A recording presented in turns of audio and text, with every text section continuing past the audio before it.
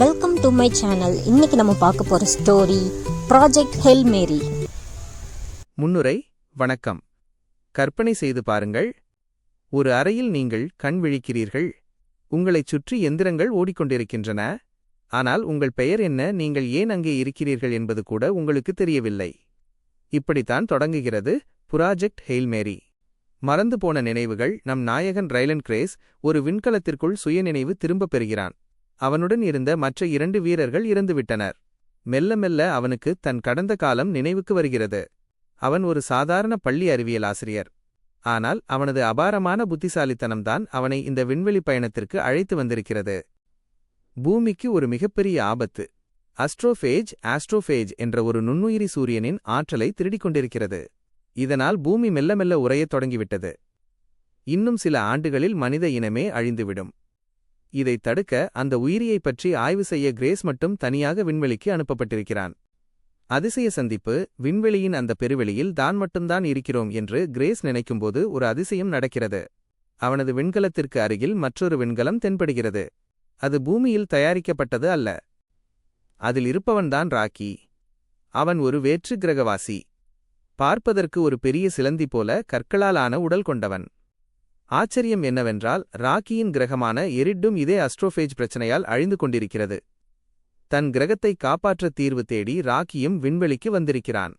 அறிவியல் தந்த நட்பு. இருவருக்கும் மொழி தெரியாது, சுவாசிக்கும் காற்று கூட வேறு. ராக்கிக்கு தேவையான அமோனியா காற்று கிரேஸுக்கு நஞ்சு. கிரேஸ் சுவாசிக்கும் ஆக்சிஜன் ராக்கிக்கு ஆபத்து.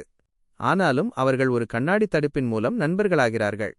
அறிவியலை மொழியாக பயன்படுத்தி அவர்கள் பேசத் தொடங்குகிறார்கள். ராக்கி ஒரு மேதை, ஒரு சிறந்த பொறியாளர். கிரேஸ் ஒரு சிறந்த விஞ்ஞானி.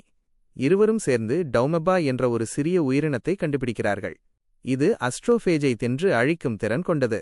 இப்போது இருவரிடமும் தங்கள் உலகத்தை காப்பாற்ற மருந்து கிடைத்துவிட்டது. உயிரை கொடுக்கும் தியாகம். கதையின் இறுதிப் பகுதி உங்கள் கண்களை குளமாக்கிவிடும். கிரேஸ் கண்டுபிடித்த தீர்வை ஒரு சிறிய தானியங்கி விண்கலம் மூலம் பூமிக்கு அனுப்பி வைக்கிறான். இப்போது கிரேஸ் பூமிக்கு திரும்பிச் செல்ல போதுமான உணவு அவனிடம் இருக்கிறது. அவன் உயிர் பிழைக்கலாம். ஆனால் அதே சமயம் தன் நண்பன் ராக்கியின் விண்கலத்தில் ஒரு விபத்து நடப்பதை கவனிக்கிறான். ராக்கியால் தன் கிரகத்திற்கு திரும்பிச் செல்ல முடியாது. அவன் விண்வெளியிலேயே இறந்துவிடுவான். இங்கேதான் கிரேஸ் ஒரு மிகப்பெரிய முடிவை எடுக்கிறான். தன் வாழ்நாள் கனவான பூமிக்கு திரும்புவதை அவன் தியாகம் செய்கிறான். தன் நண்பன் ராக்கியை காப்பாற்ற அவன் கப்பலுக்குச் செல்கிறான்.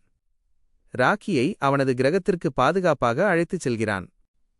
பிரிவும் வெற்றியும். கதையின் இறுதியில் கிரேஸ் அந்த வேற்று கிரகத்தில் ராக்கியின் இனத்தவர்களுடன் வாழ்ந்து வருகிறான். அவனுக்கு அங்குள்ள உணவுகள் ஒத்துப்போகாது என்பதால் ராக்கி அவனுக்காக பிரத்யேகமாக உணவை தயாரிக்கிறான். பல ஆண்டுகளுக்குப் பிறகு ஒருநாள் கிரேஸ் வானத்தை பார்க்கிறான். சூரியன் மீண்டும் பழைய பிரகாசத்துடன் ஜொலிப்பது அவனுக்கு தெரிகிறது. அதாவது அவன் பூமிக்கு அனுப்பிய தரவுகள் சரியாக சேர்ந்து மனித இனம் காப்பாற்றப்பட்டுவிட்டது. ஒரு சாதாரண ஆசிரியர் ஒரு வேற்றுக்கிரக நண்பனுக்காக தன் வாழ்க்கையை தியாகம் செய்து 2 உலகங்களையும் காப்பாற்றிய கதைதான் இது. இந்த கதையை கேட்கும்போது அந்த சூழலில் நீங்கள் இருந்திருந்தால் என்ன செய்திருப்பீர்கள்? உங்கள் நண்பனுக்காக இவ்வளவு பெரிய தியாகத்தை செய்திருப்பீர்களா?